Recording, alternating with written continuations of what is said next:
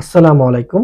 আমি doctor Saddam Hossain, consultant, Asia digital physiotherapy and orthopaedic rehabilitation centre. আজ আমরা কথা বলবো প্লান্টার ফাসাইটিস সম্পর্কে। প্লান্টার ফাসাইটিস এমন একটি সমস্যা যেখানে পায়ের গোড়ালির নিচে ব্যথা ধীরে ধীরে বাড়তে থাকে, বিশেষ করে সকালে ঘুম থেকে উঠে হাঁটা শুরু করার সময়। এই ব্যথার মূল কারণ হলো পায়ের পাতার নিচে থাকা প্লান্টার ফাসা নামের ফাইব্রাস টিস্যুতে মাইক্রোটিয়ার তৈরি হওয়া।